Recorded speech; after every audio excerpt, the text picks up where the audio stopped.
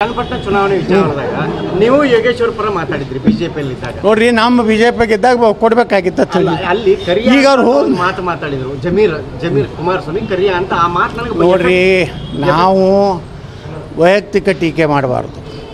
ಯಾರು ಬಣ್ಣ ಕ್ಯಾಂಪ್ ಐತೋ ಯಾರು ಬಣ್ಣ ಕರಿ ಐತೋ ಅದ್ರ ಬಗ್ಗೆ ರಾಜಕೀಯವಾಗಿ ಎದುರಿಸ್ರಿ.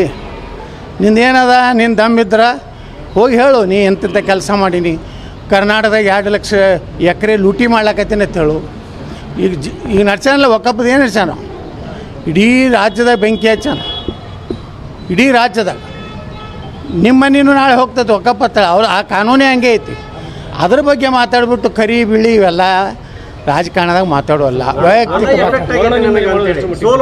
ವರ್ಣ ಜಾತಿ ನಿಂದನೆ ಮಾಡಬಾರ್ದು. ಅದೇ ಎಫೆಕ್ಟ್ ಆಯಿತು ಅಂತ ಯೋಗೇಶ್ವರ್ ಅವರು. ಅದು ಏನಾಯಿತು, ನಾ ಚನ್ನಪಟ್ಟಣಕ್ಕೆ ಹೋಗಿಲ್ಲ, ನಾ ಸ್ಟಾರ್ ಕ್ಯಾಂಪೇನರಲ್ಲ. ನಿಮ್ಮ ಆತ್ಮೀಯ ಯಡಿಯೂರಪ್ಪ ಆತ್ಮೀಯ ವಿಜೇಂದ್ರ ಕೇಳಿ. ಚನ್ನಪಟ್ಟಣ ಚುನಾವಣೆ ವಿಚಾರದಾಗ ನೀವು ಯೋಗೇಶ್ವರ್ ಪರ ಮಾತಾಡಿದ್ರಿ ಬಿಜೆಪಿಯಲ್ಲಿ ಇದ್ದಾಗ ನೋಡ್ರಿ ನಮ್ಮ ಬಿಜೆಪಿಗೆ ಇದ್ದಾಗ ಕೊಡ್ಬೇಕಾಗಿತ್ತು.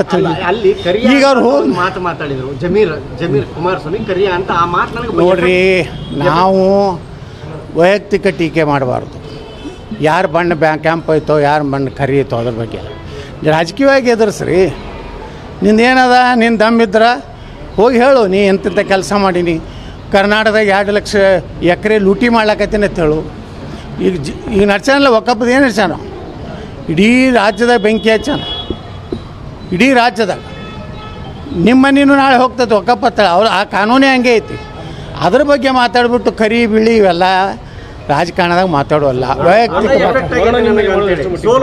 ವರ್ಣ ಜಾತಿ ನಿಂದನೆ ಮಾಡಬಾರ್ದು. ಅದೇ ಎಫೆಕ್ಟ್ ಆಯಿತು ಅಂತ ಯೋಗೇಶ್ವರ್ ಅವರು. ಅದು ಏನಾಯಿತು, ನಾ ಚನ್ನಪಟ್ಟಣಕ್ಕೆ ಹೋಗಿಲ್ಲ, ನಾ ಸ್ಟಾರ್ ಕ್ಯಾಂಪೇನರಲ್ಲ.